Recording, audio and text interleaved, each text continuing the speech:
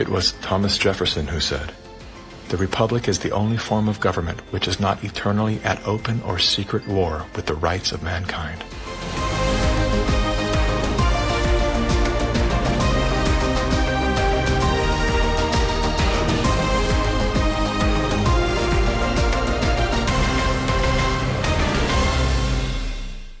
Welcome to today's current events in the world we're living in. I'm your host, Pastor Chris Morgan. In this episode, part 2 of the Communist Road. I want us to know today that there is a war for this nation. Some have called it actually World War III. It is not only a political war and an economic war, but also a racial and a psychological war. But most of all, it's a spiritual war for power, control, and the souls of men. In this two-part series, I'm exposing it for what it really is about: communism. Totalitarianism and globalism are all just part of the Communist Road, leading to not only a government takeover, but to a one world government. You see, the United States of America is the last beacon of world freedom and stands in the way of the globalist plan of a new world order. That's why the Communist Road has come to America. The plan, when implemented, like the nations you see before you, were two part of the Communist Road in their fall and takeovers. That's something that was observed in all major examples of mass formation in history.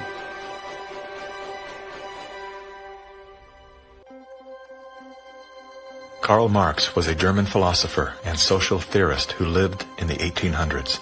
He is the co-author of the Communist Manifesto, which has been referred to as the Bible of Communism.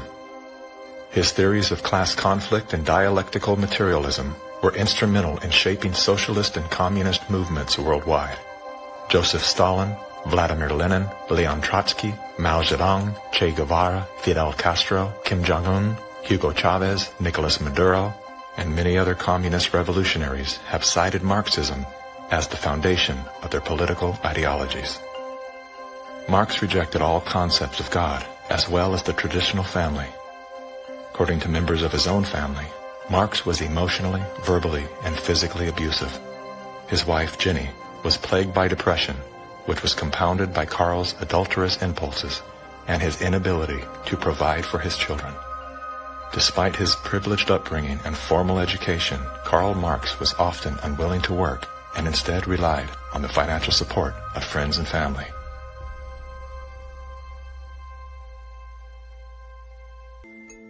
It was Thomas Jefferson who said, "The Republic is the only form of government which is not eternally at open or secret war with the rights of mankind." Now, we hear a lot of talk today about right-wingers, left-wingers, extremists, and moderates. The political spectrum concept, if it has any meaning at all, is a measurement scale showing all the variations in government. Now, the extremists at the zero end would be those who advocate no government at all, the anarchists. The extremists at the other end would be those who advocate total government. And who are they? Well, the communists, of course, but also the Nazis, the fascists. No matter what they may call themselves, if they advocate total government control over the people, they are all, by definition, totalitarians. The debate is not between conservatives and liberals. It goes back in history long before those words were ever invented. The opposing points of view properly are identified as individualism versus collectivism. The individualist believes that the rights of the individual must not be obliterated by the desires of the collective or the group. The collectivist, on the other hand, believes that the group is more important than the single person within it, and that the individual must be sacrificed if necessary for the greater good of the greater number. The individualists believe that every man has a personal and direct responsibility to provide first for himself, next for his family, and then for those outside his family who may be in need. The collectivist, on the other hand, declares that the individual is not personally responsible for charity, for raising his own children, providing for his aging parents, or even providing for himself, for that matter. This is a group function of the state, of government itself. Everything we talk about, socialism, communism, globalism, and Nazism, guess what? It's all collective society. Collectivism on an international level is essentially known as globalism, which is often promoted as a framework for unity and sustainability.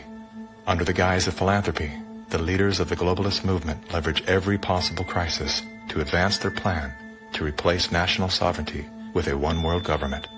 We are confronted with so many crises simultaneously. What does it need to master the future?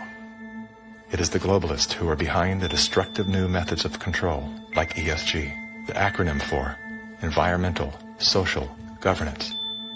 Similar to China's social credit score, ESG is a ranking system that tracks a company or country's carbon footprint, as well as its commitment to diversity and inclusion. A low ESG score can lead to severe consequences, including reputational damage, legal and regulatory actions, and loss of investors and bank credit lines.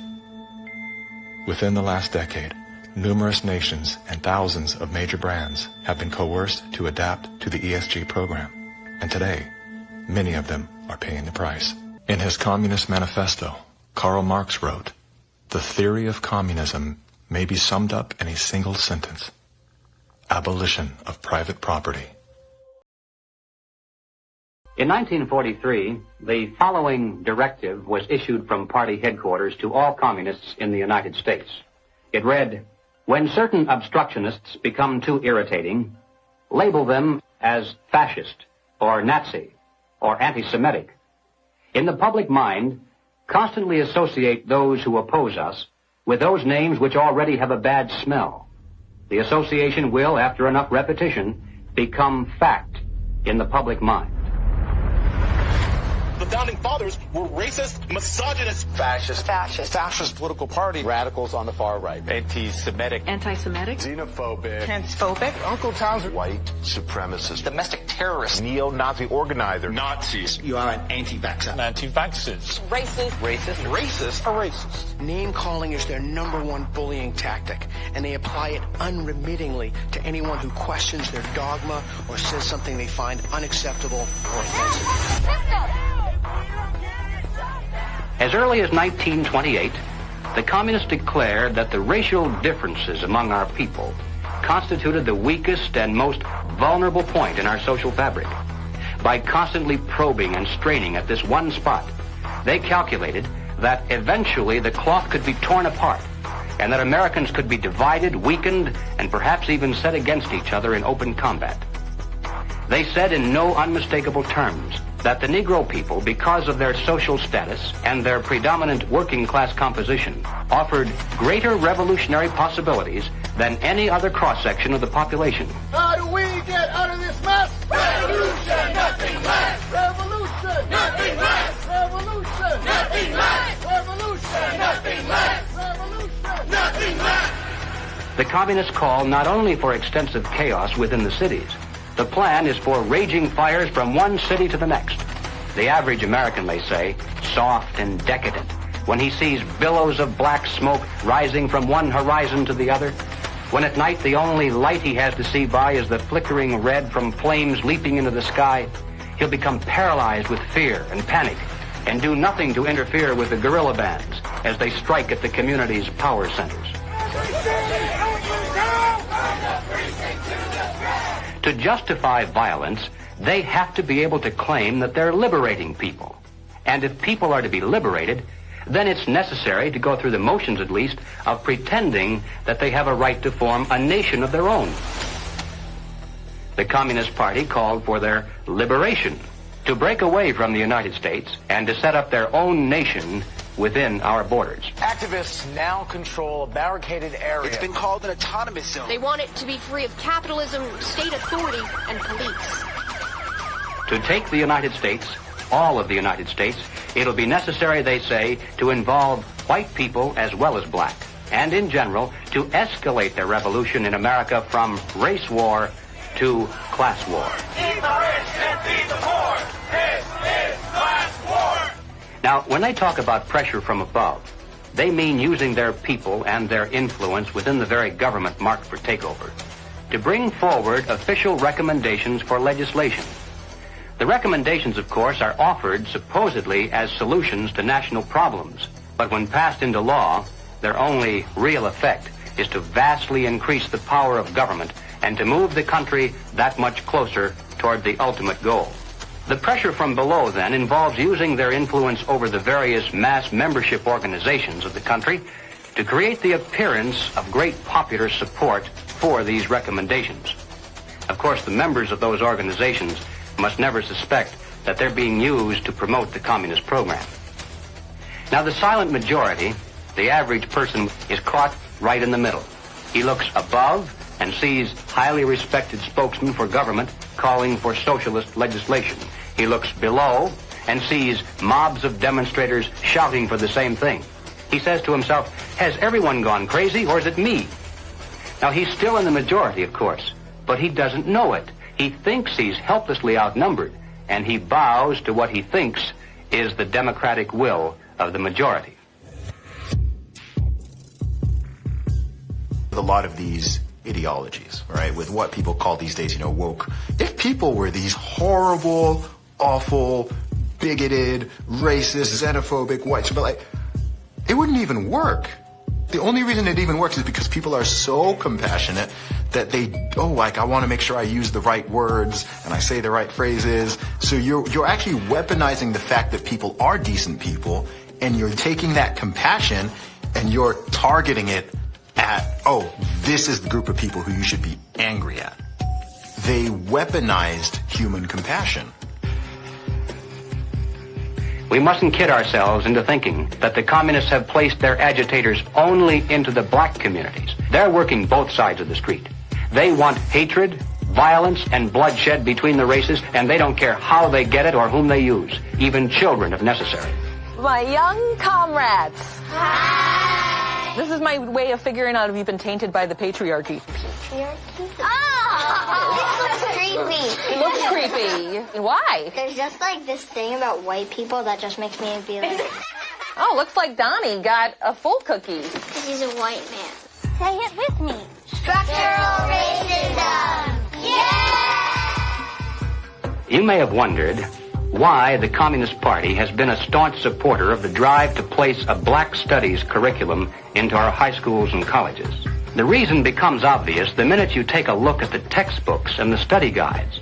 Schools are now radicalizing our kids. I mean, this is the volume of the book from Critical Race Theory, and it literally says here, whiteness is a bad deal, and it has a symbol of Satan. You gonna deliberately teach kids this white kid right here got it better than you because he white? You gonna personally tell a white kid, the black people are all down and suppressed? How do I have 2 medical degrees if I'm sitting here oppressed? Not only is it in the schools, but it's in the workplace, it's throughout society. It's destroying this country. If this continues, we will look back and be responsible for the dismantling of the greatest country in the world by reverting to teaching hate and that race is a determining factor on where your destiny lies. Thank you. Sarasota School Board Chairwoman, what has been the worst of what you've had to deal with in terms of community or parental reaction? The calling of names, tyrant, Marxist, communist, and they want to move kids over to charter schools and private schools without the oversight of the state. And that's wrong. Education authorities in the United States are asking the government to use anti-terror laws and involve the FBI against parents who protest against the way their children are being taught. It identifies no fewer than 13 possible federal crimes, including making annoying phone calls. How about this one? They could be prosecuted for using the internet in a way that might cause emotional distress. Over the weekend, Democrats voted to ban gendered language in House rules. And that means no more terms like father or mother. Is the administration's official policy to replace the term woman with birthing people? Black birthing people. Black birthing people. Black and indigenous birthing people. You shifted from using the term mother to birthing people. Again, if we're trying to be precise in the language that's used. Mom's a pretty good word. Not a birth person. I'm a mother. Can you provide a definition for the word woman? Can I provide a definition? Mm-hmm. No. Yeah. I can't. You can't? Not in this context. So I'm not a biologist. The meaning of the word woman is so unclear and controversial that you can't give me a definition? Do you believe then that men can become pregnant and have abortions? Yes. Literally everything that was fought for women's rights is going straight down the drain.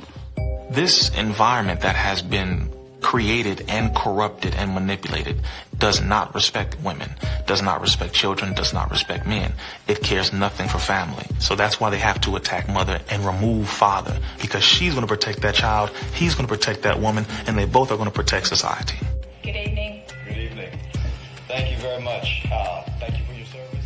When you talk about a parent-child relationship, you're talking about something primal that is in the heart of the liberal, not the Marxist, that's in the heart of the person who's conservative. And they're pushing the boundaries on something that they cannot control.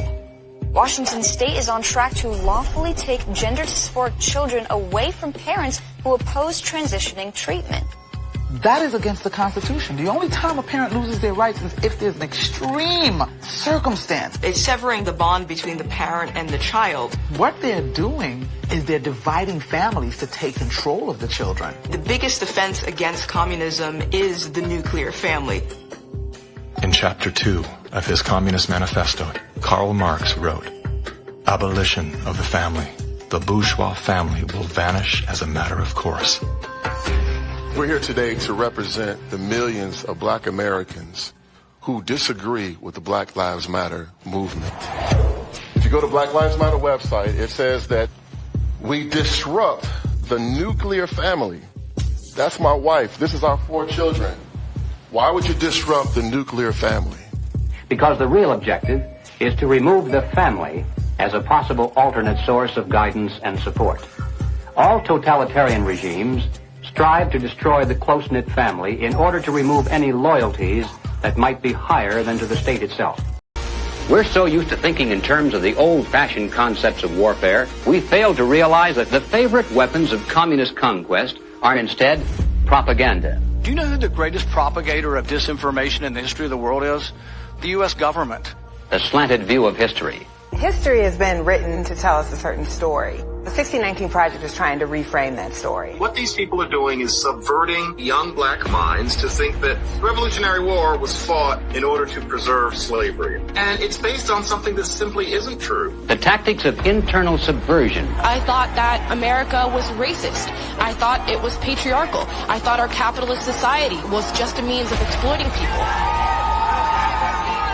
And I thought all of these things because that is what I was told. The preaching of hatred to incite civil disorder. I want to tell you, Kavanaugh, you have released the whirlwind, and you will pay the price. A California man is facing federal charges for the attempted murder of Supreme Court Justice Brett Kavanaugh. Treason, blackmail, the smear. Is this the first time Assange is being questioned over the rape allegations? The LA Times ran an article calling Larry Elder a black white supremacist. All committed by soldiers who wear no uniform and who claim to be loyal citizens of the target country marked for conquest from within.